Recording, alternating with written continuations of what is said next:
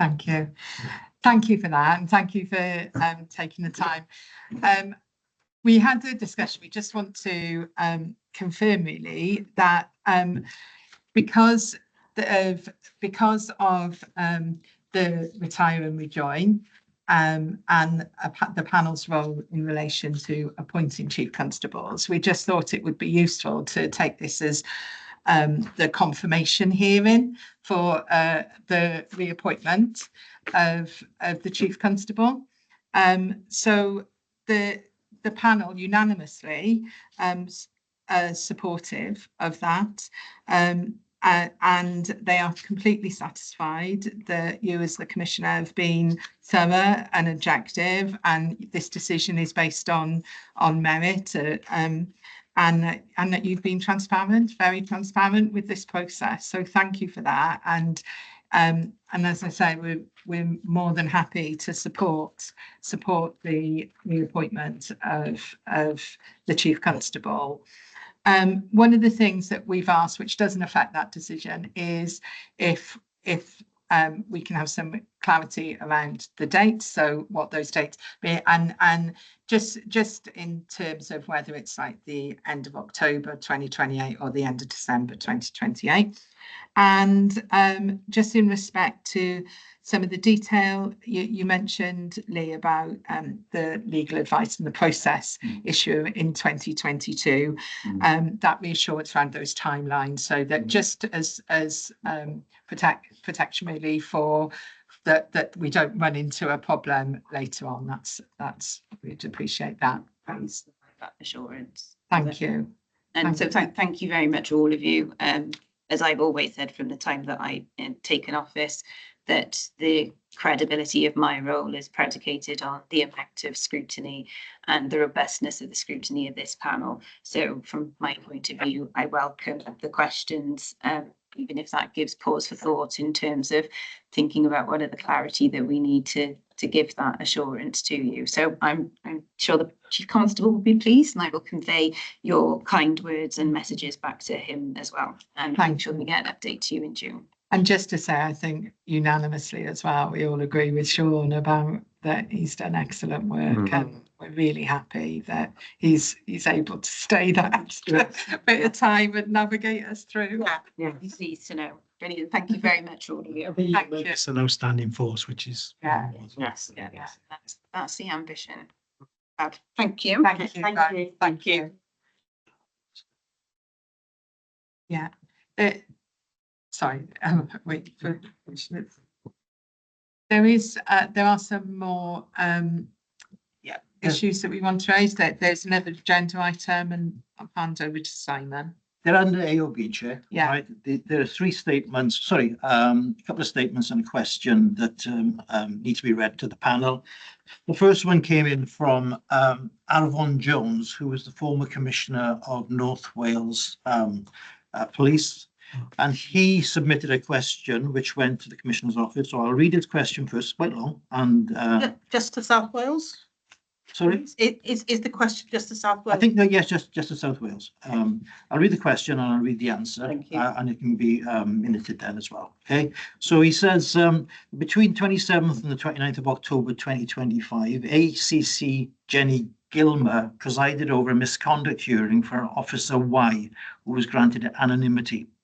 The officer had committed a number of criminal offences, including malicious communications and other potential sexual offences, but a decision was made not to prosecute him through the criminal courts, but rather by misconduct hearing. Had the officer been an ordinary member of the public, they would have been dealt with in open court and no likelihood of anonymity.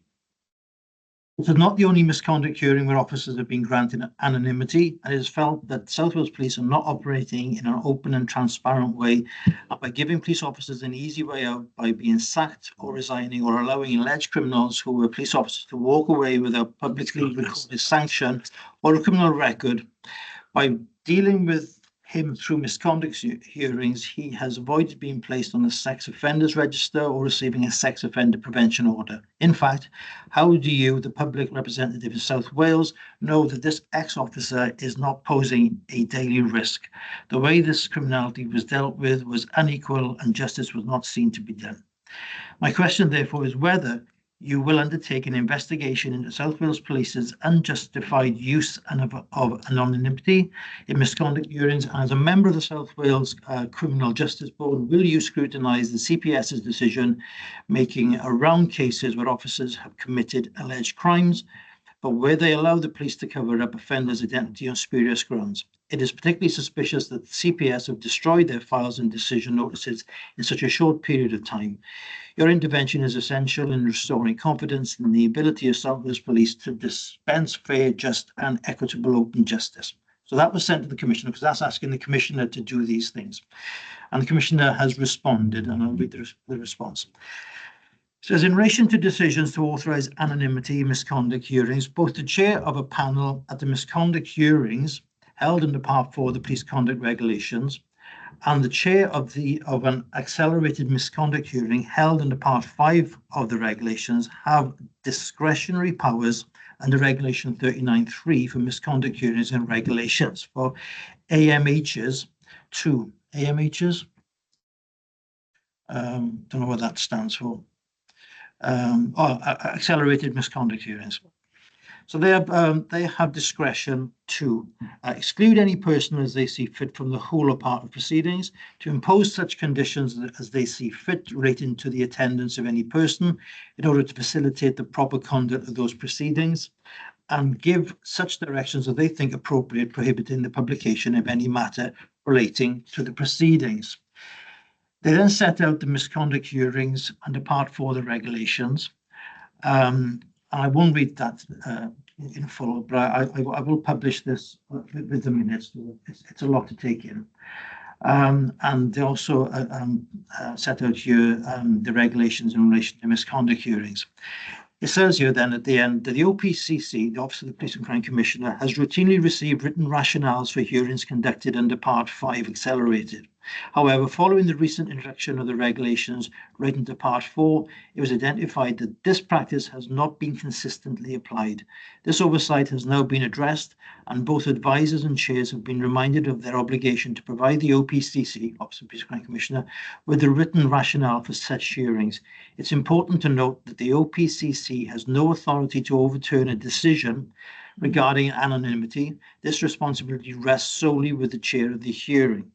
It would not be appropriate for the Police and Crime Commissioner or the Police and Crime Panel to comment on individual cases, as this falls outside their remit. Nevertheless, it's important to provide reassurances that legal advice is sought in every instance where there is a suspicion that an officer or former officer may have committed a criminal offence. The assessment applied is the same evidential threshold that would be used for any member of the public. I think that's the end of it, actually. So, there's the question, there's the answer. I don't know whether I want to comment upon that themselves, whether or not you want any from that. We shouldn't interfere in the process. If the matter's been referred to the CPS and the CPS have said no, then the matter's been dealt with. And the panel, the misconduct panels dealt with it in accordance with the law. Exactly, yeah. So can we interfere in any of that process? One thing that might be, I'm just thinking of, I agree with you, by the way, fully. Sorry, I was having a thinking moment. One of the things which I was going to bring up in any of the business was about having thoughts around what we might want to bring for future agendas. And I just wonder whether, for example, an example in there was given about the written evidence provided to the Commissioner, whether it would be useful for assurances, because it's been raised there, is she getting it, and is she getting it consistently? You know, so that came out. I mean, it's a little question, but I think that would give us assurance that she is getting that information as she has requested. As long as it's not the police marking their own homework, in a sense, everything is compliant with the law and compliant with guidance. And because the chairman's legally qualified now, is he? I don't know. He or she, sorry. He or she. I'm Sorry. today. Sorry, he or she. But I understand, because they're independent anyway, so they're outside the police authority, outside the police service. I think Aaron mentioned Jenny Gilmore, who's from North Wales Police. North Wales, whatever. Okay, we've got another, sorry, No, you can't know who it is. I would welcome more clarity around this topic personally. You know, I don't feel like I have enough information on these procedures right now to fully comment on this letter, but which we haven't had sight of before today, or the response.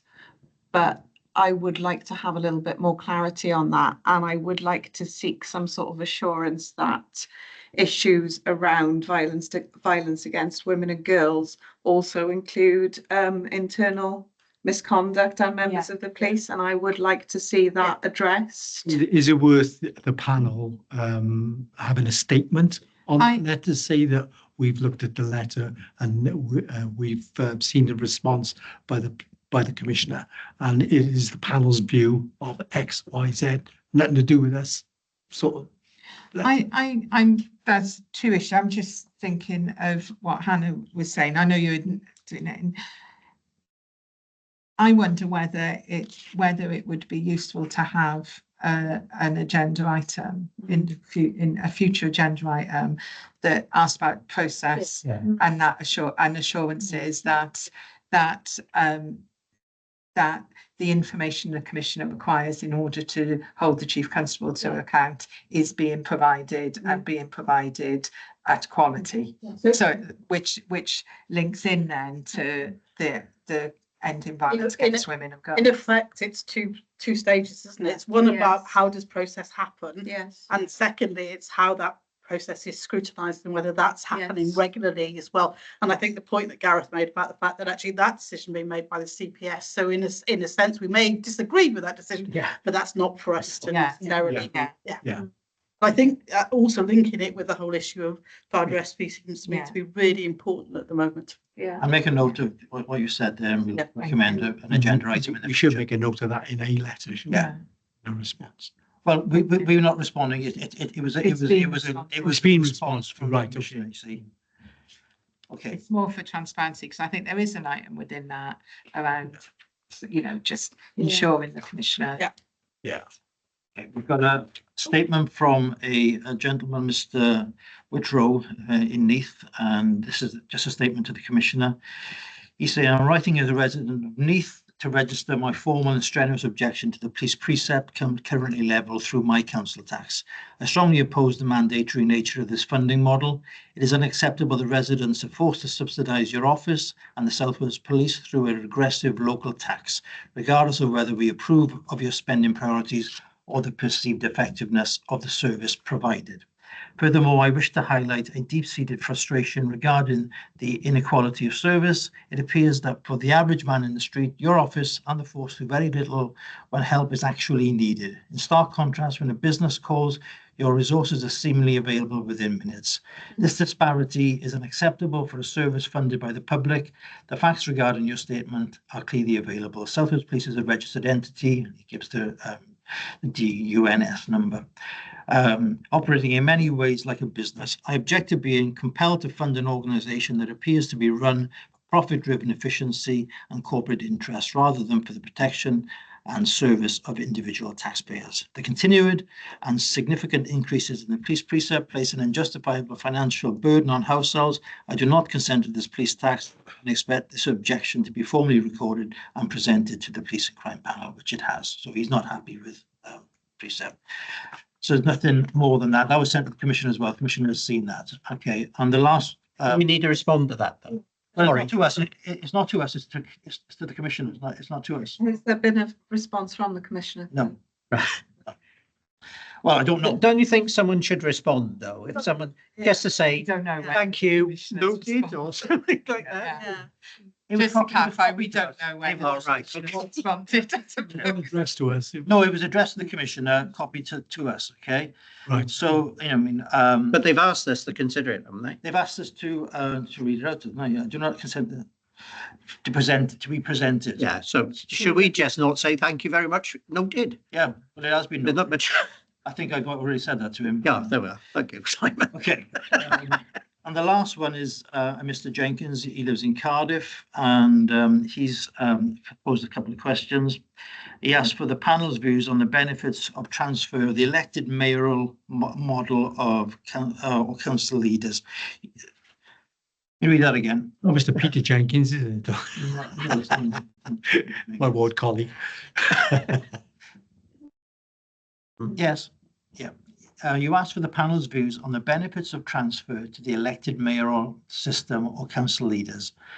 And this is a response that was, the question was sent to the Commissioner's office and they've responded. As you may be aware, the Welsh model is yet to be confirmed, with the police reform paper requiring discussions on the model for Wales.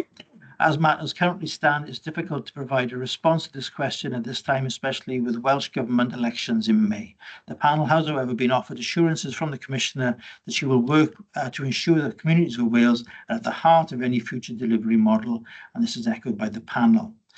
He then asked what the delivery plan is for the PCC from now until 2028 when that model finishes. And the response was, I assure you that the panel and the PCC Wolves are working out to understand what delivery will now look like within the time left. The objectives of the Police and Crime and Justice Plan remain, but delivery will now be reframed considering transition to a new administration. The focus of the February panel was finance and budget setting. However, the delivery plan for the remainder of the term will be a key agenda item for future panels. And then the final one from him, second statement, right. Mr. Jenkins has never been happy with the Commissioner and the panel, and he's written consistently over the last 10 years. And I think Mr. Jenkins is pleased that the Commissioner's role is coming to an end and the panel's. And he says here, the public must feel that they are being ripped off. Council tax is always going up and the services, including the police provide, have deteriorated to an all-time low. What a disgrace. He's never been happy with the South Wales Police. So those are the statements and the questions from Mr. Jenkins. Can I just, just for clarity, I think, Simon, whilst obviously the PCC's responded, the mayoral model, is that still on the statute book in Wales? Because it disappeared, did it? So it's just the executive model now. So it was repealed.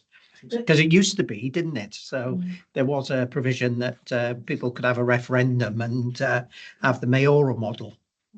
My understanding is that there was going to be guidance given at the end of March about how to consider the governance model in Wales, given the lack of mayoral. It's difficult word to say. Mayoral, what the mayor is not mayor. Easy for you to say. That's right. So I think the going forward model of governance is something that we really need to consider, and we really need information to be coming as and when it's available. Really, I was going to pick that point up because I think it's fundamental for us as a panel to be engaged in that process. Absolutely. Because obviously fire and rescue services, I understand, is being handed back to the cabinet members now in South Wales. Was it the leader? I don't know, but it's going the other. And obviously, if there's a consultation with this, the only way it can either go back, it'll go back to elected members unless there's a statutory body set up to look at it. And I think, in my view, we should be engaged fully in that process. At our last meeting and any other business, because it had been a very long meeting, a lot of people had actually left. One of the suggestions that I had was that we start to consider how we look at that, both in terms of what we think we've done well and where we think that, not us personally, but even perhaps in discussion with Bernie is talk to the other panels in Wales about some sort of process. I was then going to write to people to gauge their thoughts about that, but then one reason or another I didn't, and also then we hit the pre-election period, and so it didn't seem appropriate to do that. But how we want to be engaged in that, whether we should be doing it through informal structures more regularly during this next process, both in terms of scrutinising what's going on at the moment and also the transition process. And I think that's absolutely vital for us to be having that engagement. I think you're absolutely right, because I think that otherwise all the things that we think we've achieved and all the things we think, oh, if only we'd had that, we could have done that, that gets lost. And in terms of continuity of learning, I think that's vital that we're engaged in that process. So is Lee providing us that or not? This links actually with that whole agenda setting. I think, you know, part of our role is also to set agendas for our future meetings. Certainly, I think we need to ask for an update on where things are at. Obviously, we'd probably need to be guided by timeliness on that, because, you know, there'll be key times, I imagine, when they'll be able to say more than others. And similarly, we need an opportunity to feed back in. Now, I wonder whether, remember, just see what you think. Remember previously where we've been down to headquarters and we've had meetings and we've had like a discussion and been able to look in detail at something. And I know that was very much, quite often that's operational stuff as well, but maybe we need a same approach, but in relation to reform that takes so the background work, if we do that informally amongst ourselves, maybe have a meeting outside a panel and then have a direct discussion with the commissioner and ideally, I think the chief constable as well. So I'd imagine they're all, especially with what we've talked about his transition across the governance structures. There seems to be something about on a strategic level about back to your point about timelines, really. But what are the proposed timelines? Where are they coming? And are those being consistently followed? And our responses to all of those as well. But also, I think being proactive in that, because otherwise we're going to sit back and nod our way through this. And I think that there's a way in which we could be actually actively engaged and proactive in what the structures will look like. And I think particularly from you guys, you know, as local members, what is going to happen and how are you going to be involved in that? I feel that's fine. Yeah, and we'd like to know what in these yearly or 2 yearly contracts is what the ambitions are and what they want to achieve in that. I'm conscious, Joe. Sorry. It's okay. Agenda decided the backbenchers can't sit on this panel anymore. They want cabinet members only. They dropped it on me last month. Because of the news, they want to get involved in the new structure and they want to do it from cabinet level. So that could be an unintended consequence of us being proactive, is you may find, which each local authority is entitled to make that decision. But you'll be missed, Joe. Yeah. Well, I wasn't happy about it. But they said it's going the same way as the fire service. I really wasn't happy about it. Nobody else wants to do it. So you'll probably end up with, I would have thought, Martin Jones back. He's a police officer. Smart. He's lovely. Matt's fab. But that's what will probably happen because he's cabinet member for education and something. But they've, I don't know where they've come up with this decision. I think it's the deputy leader. So when they intend to implement. And it may vary across local authorities. We've got our annual meeting now in May. So, and that's when they promote you to cabinet. I don't want to. Another unintended consequence. And please don't see this as me putting my foot in it, as always. But I think it's extremely important to capture the knowledge around this table. Absolutely. Because in 2027, each and every one of you above will be up for a re-election. What we don't want is to lose all that experience, have a new only for a year. We're only going for a year and we'll lose all that experience. And I think it's very important, as you said, we capture the good bits, the not so good bits and the bad bits. And we push that forward as a matter of urgency, because 2028 and certainly May 2027 will be around just like that. And Yeah. I think it's important that we capture that information. I think that's a good point. So we need to, On a leaflet. well, we're all I listening, would right? do. But it is, So though, we isn't it? need to expedite some of this. So if We've all got to know each other. It takes time, Yeah. does that? no, it's fine. It's fine. Do you, No, when you were talking about mayoral duties, you were talking about the ones within council earlier, yeah? no, Oh. like Greater Manchester Mayor and Right. things like that. So that some of the devolved models that are Right, happening in okay. England, which aren't applicable in Wales, and this. I'm at the behest of my group, so every AGM every year, Yeah. it's, you have to be on the panel. But I think it's having to be reappointed, it's having to go back through the Home Office to make sure that they, so they'll only have a very short Yeah. period of time by the time they get Yeah. that person. For 6 months, doesn't it? Yeah. Mr Fitzgerald has been approved as of today. So we've always been one short for the last 3 months, since Mark Tribe, Yeah.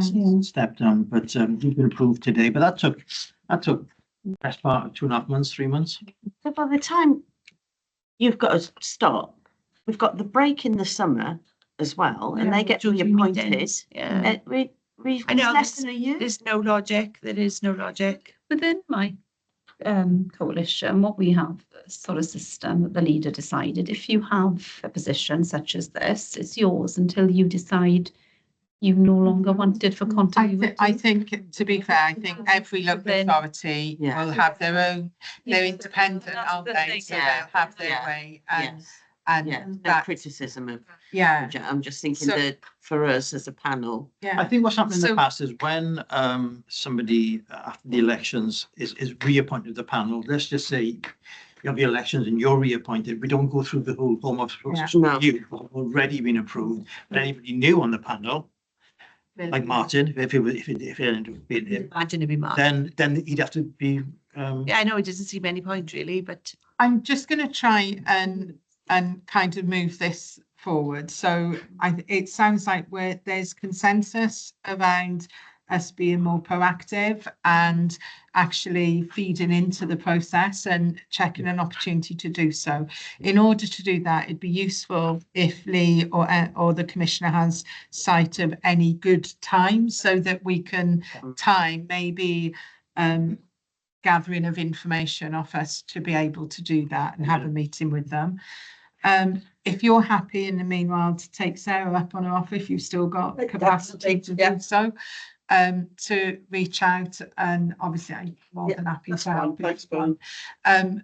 To reach out to all of us so that we can have, give feedback in and, I'm And how happy the to, I'm process by happy for which we you do to that. Thank you. decide the mechanism yeah. in which to do that, because I think But presumably I'd have to wait now till after May 7th. I think it would be Yeah. prudent to wait till I after think May the you're right, 7th. yes. Just, Because no one and- will read it. and a lot of people are very busy No, I between now agree. and May the 7th. So I'll do, there is just that one thing to finish that bit off is that a mechanism or a process or a thought way in which we may be able to involve other Other panels. panels in Wales, and whether that needs to go through the commissioner or whether that can be different. I think we can do it. Okay. I think we could do it.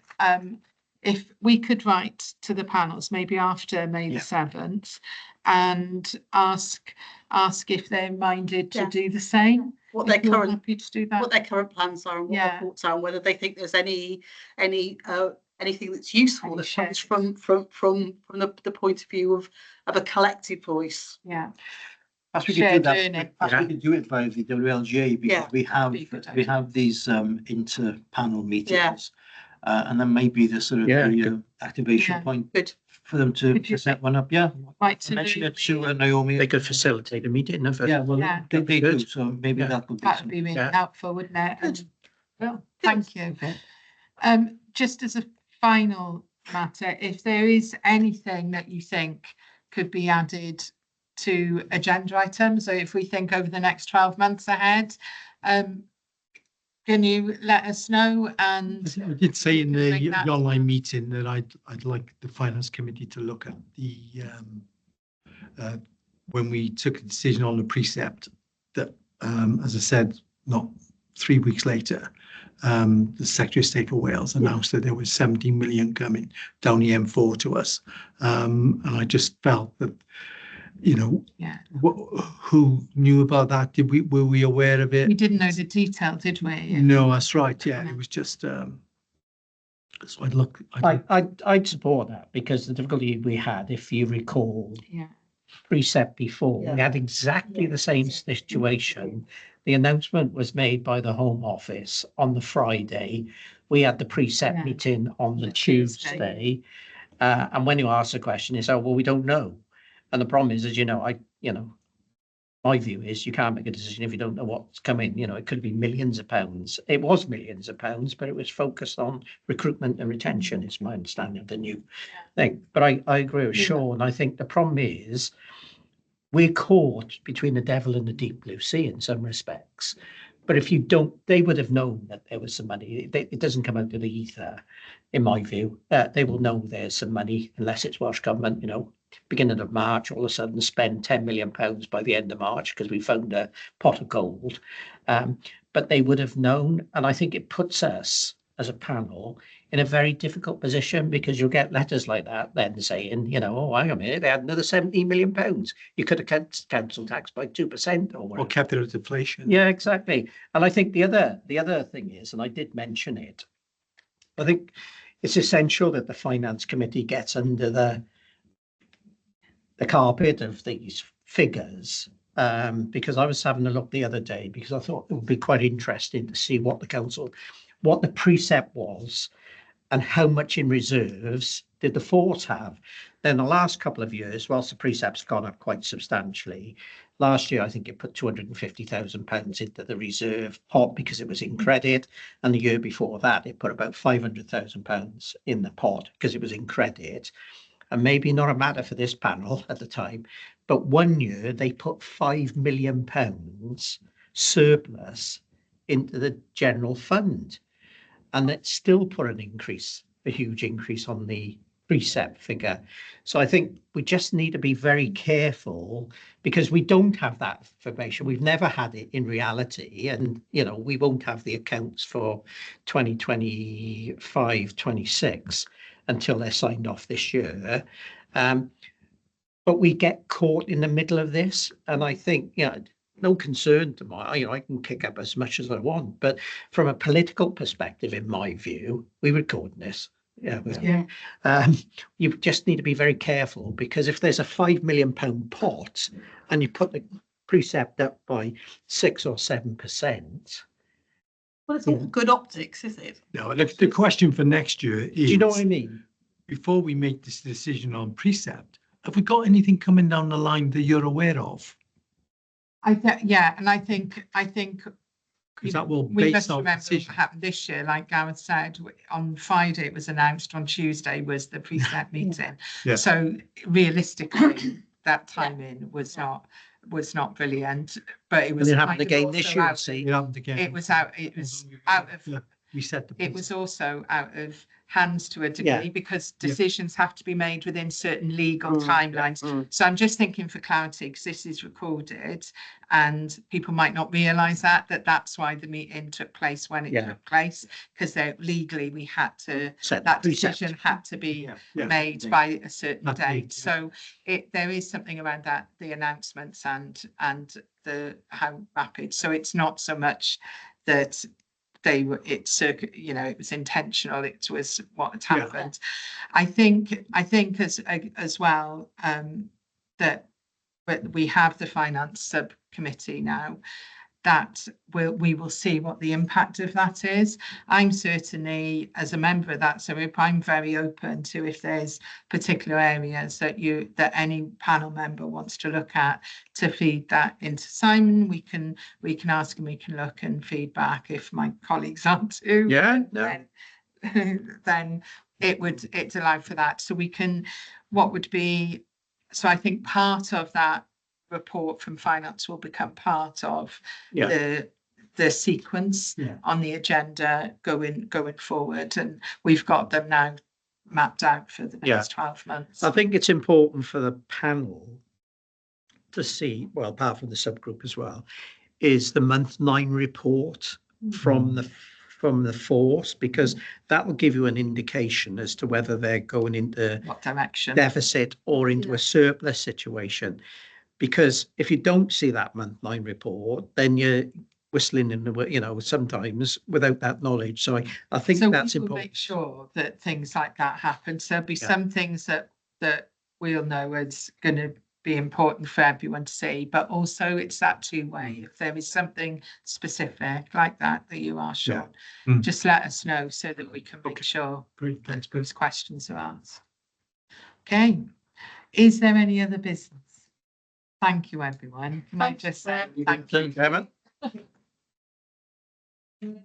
Rest of the week, the sun is out. The sun is out. We are in Merthyr. Right. It will come out, but it was delayed an hour.